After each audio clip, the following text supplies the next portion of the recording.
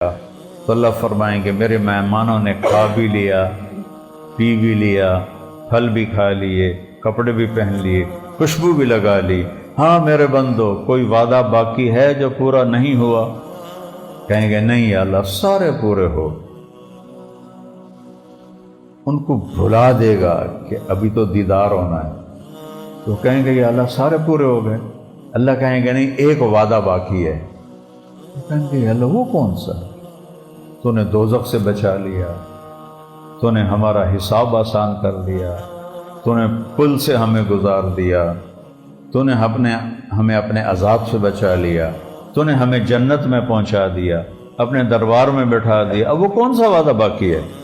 کہے گا ان لکم عند اللہ موعظہ یرید ان ینجزکموہ، نہیں میرے بندو بندیو ایک وعدہ اب باقی ہے جو پورا ہونے لگا ہے۔ اللہ کی آواز آئے گی رضوان، جنت کا بڑا فرشتہ کہے گا لبیک ربنا وسعدیک، اللہ کہے گا ارفع الحجب بینی و بین عبادی و زواری، اٹھو اور میرے بندوں کے درمیان پردے ہٹا دو، میرے بندے مجھے دیکھیں، مجھ سے بات کریں۔ تو اللہ کو کیسے دیکھیں گے؟ ان دو آنکھوں سے نہیں۔ یہ جو باڈی اس وقت ہے 6.25 فٹ کی، اس میں 10 کھرب سیل ہیں، 10 کھرب، اور ہر سیل میں ہر عضو بننے کی صلاحیت موجود ہے۔ جنت میں یہ قد ہوگا 125 فٹ، تو 6 فٹ میں 10 کھرب ہیں، تو 125 فٹ میں کتنے سیل ہوں گے؟ کھرب ہا کھرب۔ جب اللہ پردہ ہٹائے گا تو ہر سیل کے اندر آنکھ پیدا ہو جائے گی، ان کھربوں آنکھوں سے اللہ کا دیدار کریں۔ اس کی جو لذت ہے، از لذت دیدارش خسرو چے دواں گفتن، سر دادن و جان دادن نادیدہ رخ یارے۔ خسرو اللہ کو دیکھے بغیر سولیوں پہ چڑھ گئے، آروں سے چر گئے، تو امیر خسرو فرماتے ہیں خسرو ابھی تو اللہ کو دیکھا نہیں اور ایسی قربانیاں دے دی، جب اللہ کو دیکھیں گے تو کیا نشہ ہو۔ تو یہ ان دو آنکھوں سے نہیں دیکھو گے، یہاں سے لے کر پاؤں تک ہر سیل میں آنکھ بنے گی، اور آپ کھربوں آنکھوں سے اپنے اللہ کو دیکھو گے اور دیکھنے کا مزہ لو گے۔ اور پھر جب اللہ سے بات ہوگی اور اللہ آپ سے بات کرے گا، ان دو کانوں سے نہیں سنو گے، ہر سیل میں اللہ کا سننے کی طاقت پیدا کرے گا، اور کھربوں سیلز کے ساتھ آپ اللہ کی آواز کو اپنے اندر محسوس کرو گے۔ تو اس لذت کو کون بیان کر سکتا ہے؟ 30ویں پارے میں اللہ نے یہ بیان کیا ہے، یا ایتھا النفس المطمئنہ ارجعی الی ربک، ارجعی الی الجنت نہیں کہا، ارجعی الی ربک، آجا اپنے رب کے پاس۔ یہ سب سے بڑا بیان ہے جنت کا۔ اور ایک ہے تعالی، آجا، ایک ہے ارجعی، لوٹا، بڑا فرق ہے۔ تعالی آؤ، آؤ، کہنے والے کے بول میں انتظار کا کوئی معنی نہیں، کہتا آ جاؤ، لیکن ارجعی میں کہنے والے کے بول میں انتظار ہے، آ جاؤ نا، واپس آ جاؤ نا، لوٹ آؤ نا۔ لوٹ آؤ میں انتظار ہے، آ جاؤ میں انتظار نہیں ہے، خبر ہے۔ تو یہاں کیا لفظ ہے، میں اس کی لذت کیسے بتاؤں آپ؟ میں کہنا ارجعی، واپس آ جاؤ، لوٹ آؤ، کدھر؟ اپنے رب کے پاس، الی ربک، راضیۃ مرضیہ، تو اپنے رب پہ راضی اور رب تجھ پہ راضی۔ راضیتاً پہلے کہا ہے، مرضیتاً بعد میں کہا ہے۔ کہ تو اپنے رب پہ راضی اور رب تجھ پہ راضی۔ پھر کہا فادخلی فی عبادی وادخلی جنتی، آ میرے بندوں کے پاس آ جا میری جنت میں آ جا۔ جنتی کا لفظ بھی قرآن میں صرف یہیں آیا ہے، جنت جنت جنت، کہ جنتی میری جنت، یہ صرف 30ویں پارے میں۔ اور ارجعی الی ربک، یہ بھی قرآن میں کہیں نہیں، 30ویں پارے میں ہے۔ اس لیے میں کہتا ہوں جیسی جنت ان 3 لفظوں میں بیان ہوئی ہے پورے قرآن میں بیان ہوئی۔ ارجعی، جیسے آپ کا دوست کہیں گیا ہوا آپ فون پر کہتے ہیں کب آؤ گے، کب آؤ گے میں انتظار کا معنی ہے کہ میں انتظار کر رہا ہوں کب آؤ گے۔ تو ارجعی میرے بندے آ جاؤ نا، واپس آ جاؤ، کب آؤ گے؟ کدھر؟ الی ربک، اپنے رب کے پاس۔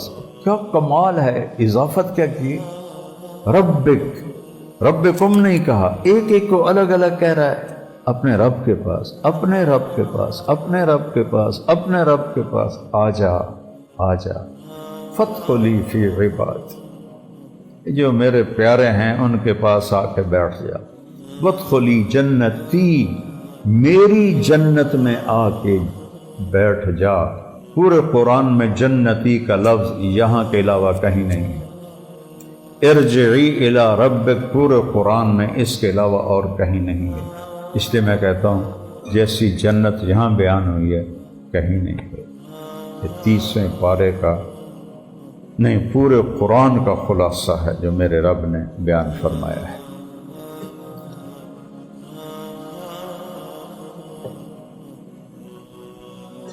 تو میرے عزیزوں، میرے بھائیوں، رمضان رخصت ہو رہا ہے، تو ان 2-3 راتوں تو میں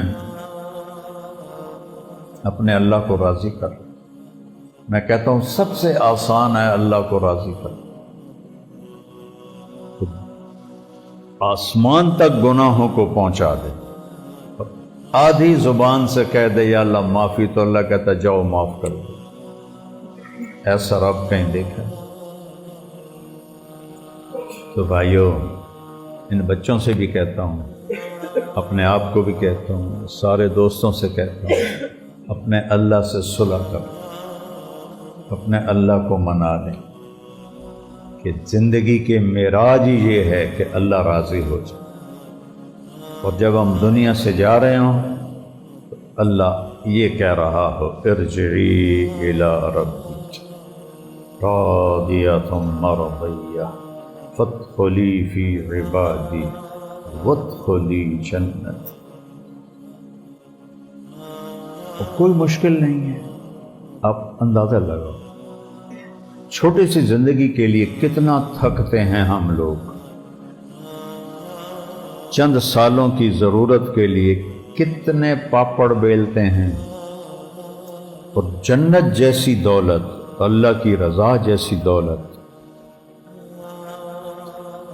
یہ دیکھو، میں تمہیں مثال دیتا ہوں، اس کو دیکھنا۔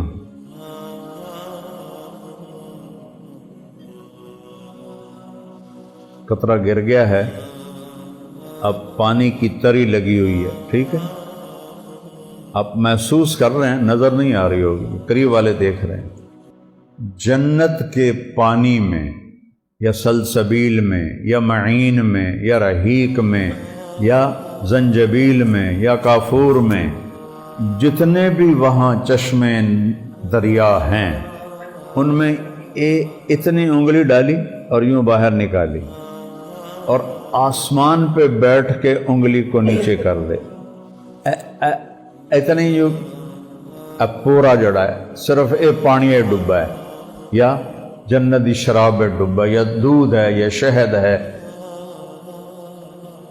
آسمان پہ بیٹھ کے یوں کر دے تو پورے 7 بر اعظم میں خوشبو پھیل جائے گی۔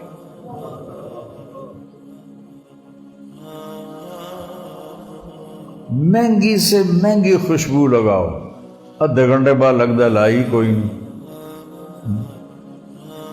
ناک جو ہے وہ ناک کے جو سینسر ہیں وہ اس کے عادی ہو جاتے ہیں، تو پتہ ہی نہیں رہتا. دوسروں کو پتہ لگتا ہے کہ اس نے خوشبو لگائی، اپنے آپ کو پتہ ہی نہیں لگتا.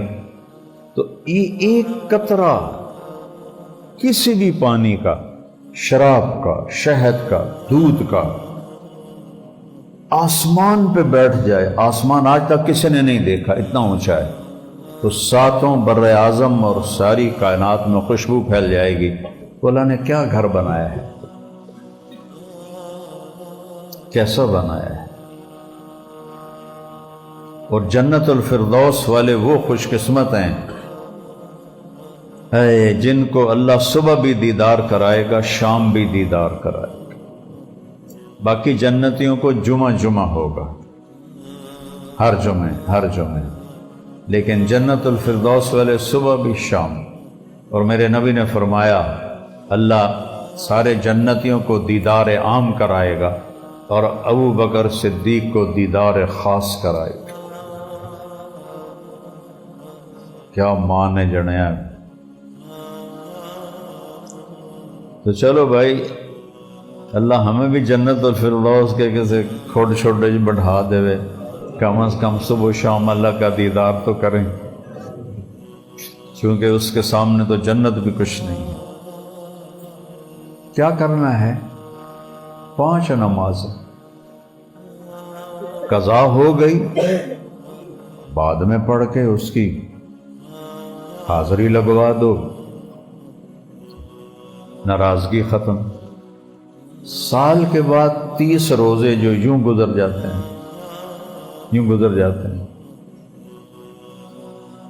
سال کے روزے 30، زکوٰۃ 2.5%. بنی اسرائیل کی زکوٰۃ 10% تھی، 100 میں 10 روپے، ہماری 100 میں 2.5 روپے. ان کی زکوٰۃ غریبوں کو نہیں دی جاتی تھی، پہاڑ پہ رکھی جاتی تھی، آگ آ کے جلا دیتی تھی. غریبوں کو اپنے اصل مال سے دو. ہماری زکوٰۃ غریبوں کو دی جاتی ہے، ان کا بھی کام بنا. 2.5% کیا چیز ہے؟ اور وہ مالداروں پر ہے، ہر ایک پر نہیں ہے. حج مالدار پر ہے، غریب پر نہیں ہے. پیچھے رہ گئے صرف 2 کام، 5 نمازیں، 30 روزے. روزے میں بھی معافی ہے، بیمار ہے تو بعد میں رکھ لے، مسافر ہے تو بعد میں رکھ لے. اگر معافی نہیں ہے تو وہ نماز ہے، نماز میں کوئی معافی نہیں ہے. ہاتھ جوڑو، نماز نہ چھوڑو. اگر 1446 ہجری 1400 سال میں کسی کو نماز معاف ہوتی تو میرے نبی کے نواسے امام حسین علیہ السلام کو کربلا میں معاف ہوتی. میں قربان جاؤں اہل بیت پر کہ اتنی خوفناک حالت، ایسی کیفیت کے لحاظ سے ایسی جنگ کبھی نہ ہو جس میں 17 آل رسول ذبح ہوں. 17 آل رسول. کیا بدبخت لوگ تھے جنہوں نے نبی کی نسل کو ذبح کر دیا. تو پھر کم بختوں پہ جہاں ان کی ہڈیاں ہیں وہاں بھی اللہ ان پر آگ جلا کے رکھے کہ نامرادوں نے گردنیں کاٹ نیزوں پہ چڑھا، کوفے لے جا رہے ہیں، پھر شام لے جا رہے ہیں. وہ بغیر تو عزت سے دفن تو کر دے.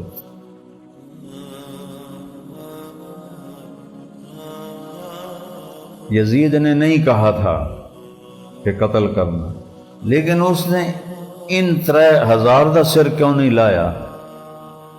ابن زیاد کی کیا حیثیت تھی یزید کے سامنے؟ اس کی گردن اڑا دیتا، اس کے لشکریوں کی گردن اڑا دیتا. اس بدبخت نے ایسا کوئی قدم نہیں اٹھایا، اس لیے وہ مجرم ہے کربلا. اور اس کے سامنے میرے نبی کی اولاد کے سر گئے اور اس کو غصہ نہیں آیا، اور اس نے ان کو بلا کے ڈانٹا تک نہیں کہ یہ تم نے کیا کیا ہے میرے سامنے. نبی کی بیٹیاں کھڑی کر دی.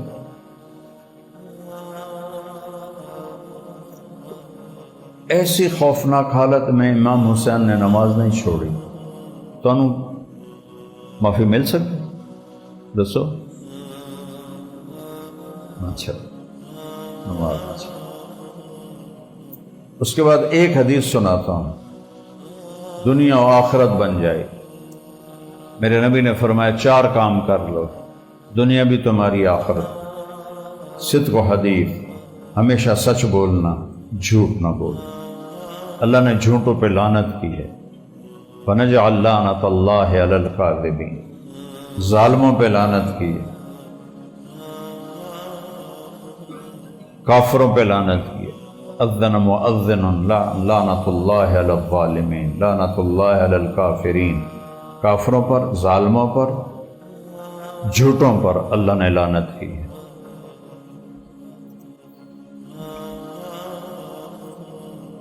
تو میرے نبی نے فرمایا سچ بولنا، جھوٹ نہ بولنا۔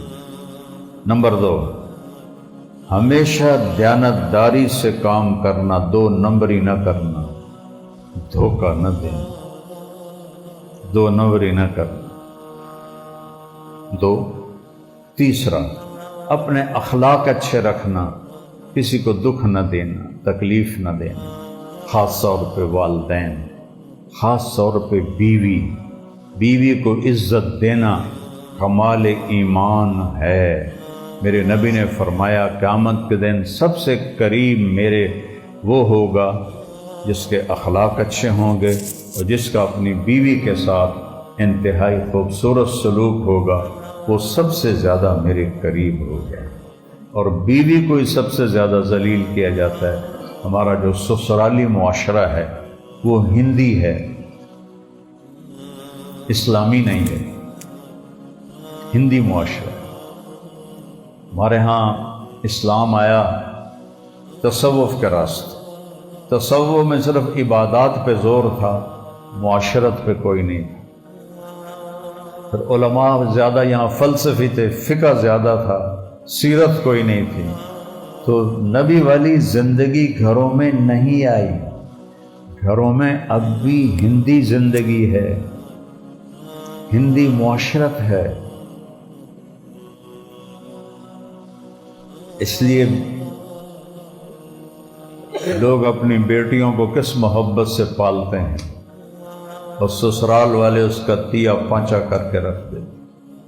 کوئی خوش نصیب ہوتی ہے جس کو اچھا گھر مل جاتا ہے کہ خامند بھی محبت کرتا ہے، ساس بھی، سسر بھی محبت کرتے ہیں، ورنہ وہ ان کے تیروں کا شکار رہتی ہے اور ان کے تانے سن ڈپریشن کی مریض ہو جاتی۔ کہیں اس کا الٹ بھی ہوتا ہے کہ لڑکی اتنی بدتمیز ہوتی ہے کہ گھر کو جلا دیتی ہے۔ یہ کیس ہیں لیکن تھوڑے ہیں، زیادہ کیس ہیں کہ سسرالی معاشرہ بہت ظالم، بہت ظالم، آنے والی کی عزت کوئی نہیں۔ جو بیٹی دے دے یار پیچھے کچھ رہ گئے۔ ایک لڑکا میرے پاس آیا، کہا جی مولانا میری بہن کو اس کے شوہر نے گھر بھیج دیا ہے، جب فریج لے کے آتا میرے گھر آویں نہیں تنا۔ میں کہا پتر میں تمہیں لے دینا فریج، پر میرا دل لے آئے کہ وہ فریج میں اس نامراد دے سرے چ مارا کہ انہوں پتہ لگ گئے کہ کسی دی بیٹی دی کی قدر ہوتی۔ ایسے درندے بیٹھے ہیں، لسٹیں بھیجتے ہیں بچی والوں کو، اے دیو اے دیو اے دیو اے دیو۔ ایسے گھر میں کبھی بیٹی نہ دینا۔ پھر دوسرا ظلم ماں باپ کرتے ہیں، خامد بدتمیز ہے، نہیں ٹھیک ہوگا طلاق لے لو۔ ساس سسر بدتمیز ہیں، نہیں بدلیں گے طلاق لے لو۔ کیوں اپنے جگر جان کو برباد کرتے ہو؟ بیٹی صبر کر، بیٹی صبر کر، تو نبھا، ساڑی بےزتی ہے، تین طلاق ہو جاوے۔ او اللہ کے بندو، جس کو تم نے جنا ہے وہ ذبح ہو رہی ہے، تم اپنی ناک بنا رہے ہو کہ ساڑی بےزتی ہے، 1000 دفعہ بےزتی ہو۔ اپنی بچی کو بچاؤ، اپنی بہن کو بچاؤ، اپنی بیٹی کو بچاؤ۔ میرے نبی نے فرمایا جو اور بیوی پہ ہاتھ اٹھاتا ہے وہ انسان ہی نہیں ہے۔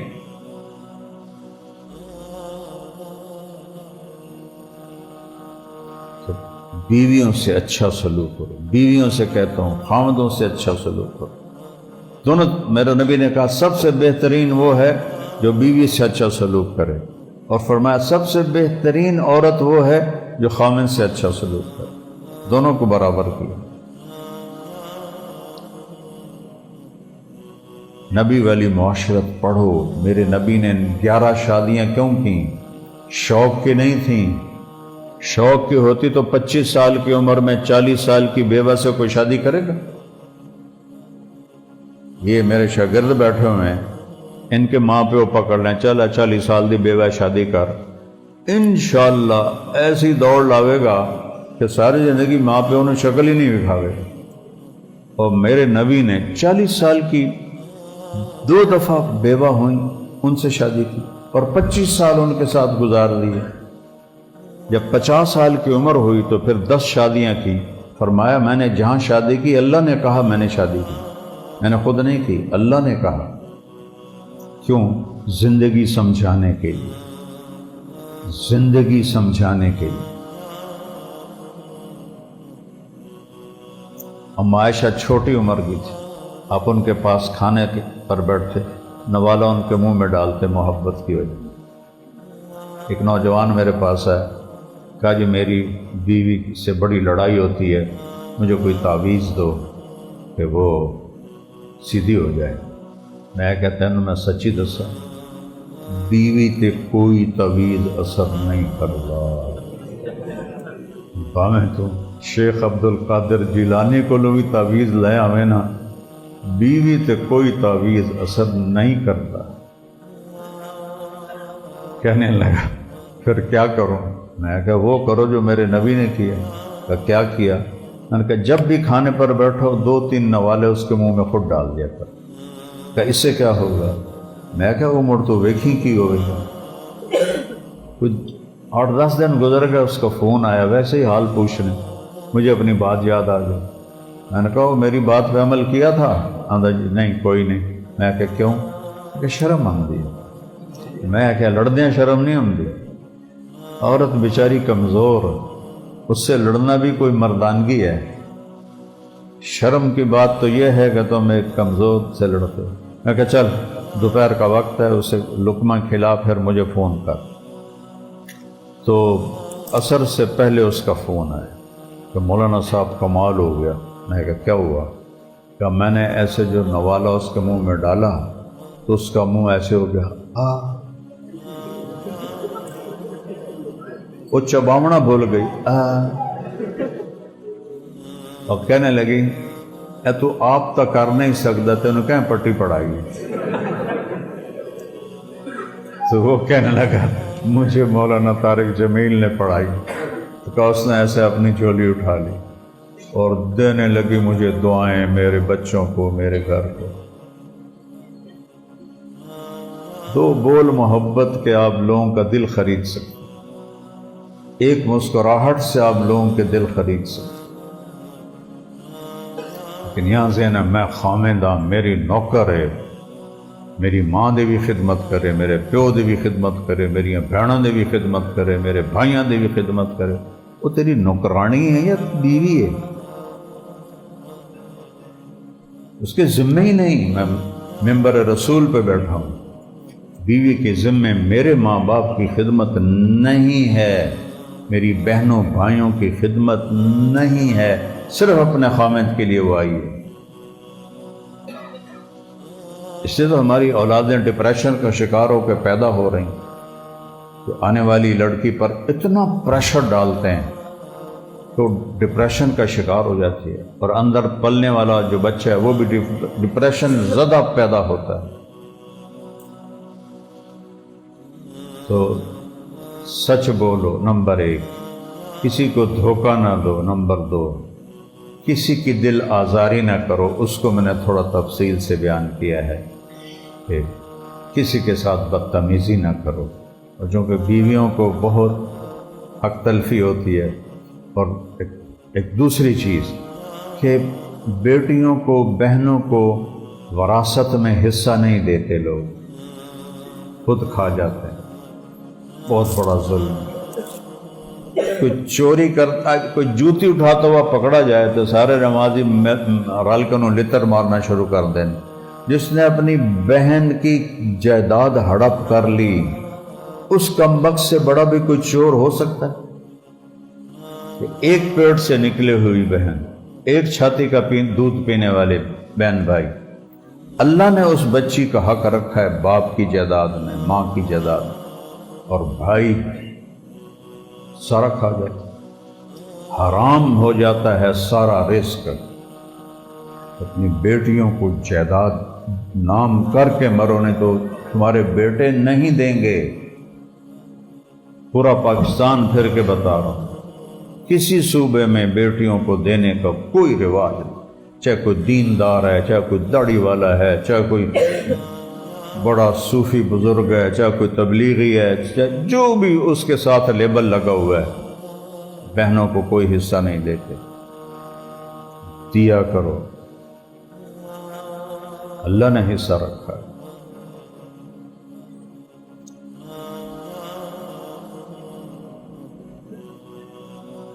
اور چوتھی بات فرمائی، عفت فی طعمۃ، رزق حلال کمایا کرو، رزق حلال۔ اور کیا خوشخبری سنائی، جو صبح سے شام تک رزق حلال کماتا ہے اس کے اس دن کے سارے گناہ معاف ہو جاتے ہیں۔ کیا کمال ہے! جو صبح سے شام تک رزق حلال کماتا ہے اس کے اس دن کے سارے گناہ معاف ہو جاتے ہیں۔ یہ چار کام ہو، 5 نمازیں، 30 روزے، زکوٰۃ فرض ہے تو وہ، حج فرض ہے تو وہ، اس کے بعد 4 کام، سچ بولنا ہے، جھوٹ نہیں، دیانتداری سے معاملہ کرنا ہے، دھوکہ نہیں، 2 نمبری نہیں، اخلاق اچھے رکھنے ہیں، کسی کو ذلیل نہیں کرنا، گالیاں دینا، ذلیل کرنا، یہ انسانیت نہیں۔ چوتھا رزق حلال کمانا ہے، تو اتنی بڑی آخرت جنت بن جائے گی۔ اور پھر اس میں اتنی گنجائش ہے، یہ ہو جائے 19 کوئی غلطی ہو جائے تو اللہ کہتا آ کے توبہ کر، میں معاف کر دوں۔ شرک معاف کر دیتا ہے تو یہ تو چھوٹی چیز ہے۔ تو سارے بھائی اس کے ارادے کرو۔ اور آپ مختلف جگہوں سے آئے ہو، یہاں اسماعیل مسجد تبلیغی مرکز ہے، وہاں جایا کرو جمعرات کو، اور مہینے میں صرف 3 دن تبلیغ میں لگا لیا کرو، صرف 3 دن۔ آپ کی زندگی آہستہ آہستہ آہستہ آہستہ ادھر سے ادھر ہو جائے گی، پوری زندگی بدل جائے گی صرف 3 دن میں۔ تو نیت کرتے ہو سارے انشاءاللہ؟ کسی سے لڑے ہوئے ہو تو معاف کر دو، کوئی آپ سے ناراض ہے تو معافی مانگ لو، کسی سے تم ناراض ہو تو جا کے معاف کر دو، تاکہ یہ روزے جو رکھے ہیں یہ قبول ہوں، ورنہ قبول نہیں ہوتے۔ اور عید سے پہلے روزے کی زکوٰۃ ادا کرو۔ ادا تو گندم سے بھی ہو جائے گی، لیکن اگر آپ کو اللہ نے وسعت دی ہے تو کشمش کے لحاظ سے آپ اپنے روزے کا فدیہ دو، صدقہ دو، تو غریب کا گھر عید اچھی گزار لے گا، آپ کو دعائیں دے گا۔ تو اللہ کو سخی سے پیار ہے، سخی سے محبت ہے۔ بخیل سے اللہ دوستی لگاتا نہیں، اور سخی سے اللہ دوستی توڑتا نہیں، اللہ کی سمجھ۔ سارے دوست ارادہ کرتے ہیں نا انشاءاللہ۔ اور یہ ان بچوں سے بھی کہتا ہوں کہ جب اپنے گھر میں جاؤ اپنے ماں باپ کی خدمت کرو، جسمانی خدمت کرو۔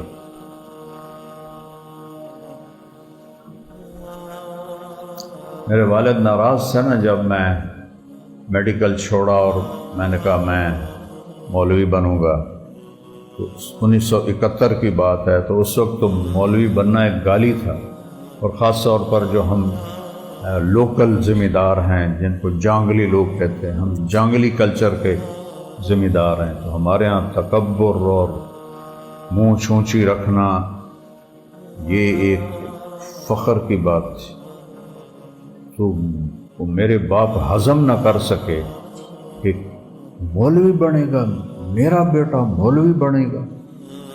کہاں میں لاہور، اتنا سا تھا مجھے لاہور بھیج دیا۔ 11 سال میری عمر تھی جب مجھے لاہور پڑھنے بھیج دیا کہ ڈاکٹر بننا ہے، ڈاکٹر۔ اللہ نے میرا ہاتھ پکڑا، آج آپ کے سامنے بیٹھا ہوں۔ کتنی بڑی میری خوش قسمتی۔ میرا چھوٹا بھائی ڈاکٹر ہے۔ تو میرے والد نے مجھے کہا میرے گھروں نکل جا، جی تو مولوی بننا تو میرے گھروں نکل جا۔ 2 باری آخیا نکل جا نکل۔ میں راون چلا گیا، وہاں جا کے داخل ہو گیا۔ تو میں نے کیسے راضی کیا اپنے باپ کو؟ خدمت سے۔ میں جب گھر آتا تھا تو پھر مجھے نکالا نہیں ہو، باپ والی شفقت بھی تھی نہیں، تو نوکر آتے تھے رات کو دبانے کے لیے، تو میں ان سب کو بھگا دیتا اور میں اکیلا اپنے باپ کی جسمانی خدمت کرتا، ان کا پورا بدن دباتا، کمر دباتا، سر میں تیل لگاتا۔ اس ایک عمل نے میرے باپ کو آہستہ آہستہ آہستہ آہستہ بالکل موم کر دی، اور اللہ ان کے درجے بلند کرے۔ پھر عمر کے آخری حصے میں، کوئی عمر زیادہ نہیں تھی، 68 سال کی عمر میں ہارٹ اٹیک سے فوت ہو گیا۔ حالانکہ کبھی میرے والد بیمار ہوئے ہی نہیں تھے، ذمہ دار آدمی تھے، پیدل چلنا، زمینوں پر جانا۔ تو آخری ایام میں جب خدمت کرتا تو مجھے کہتے، پتر میری آنکھیاں تو نہیں ویکھنا، پر تو ویکھی ایک دن اللہ تینوں بڑی عزت دے وے۔ یہ جملہ میں نے اتنا سنا اپنے باپ سے، میرے کانوں میں گونج رہا ہے کہ بیٹا میری آنکھیں تو نہیں دیکھیں گی، لیکن تم دیکھنا ایک دن اللہ تمہیں بہت عزت دے گا۔ اللہ نے مجھے دکھایا، میرے باپ نے تو نہیں دیکھا، وہ تو پہلے چلے گئے۔ خدمت، ان بچوں سے کہہ رہا ہوں اپنے والدین کی جسمانی خدمت کرو، کپڑے دھو، ان کے ناشتے تیار کرو، ان کے کپڑے استری کرو، اپنی ماں کی خدمت کرو، باپ کی خدمت کرو، اپنے رشتہ داروں سے ملو، کوئی لڑے ہوئے نہ تو ان میں صلح کراؤ۔ صلح کرانا بہت بڑا عمل ہے۔ ہر دفعہ ان بچوں کو جاتے ہوئے کہتا ہوں جب یہ چھٹیوں پہ جاتے ہیں کہ ایک مثالی عالم بنو، صرف عالم وہ نہیں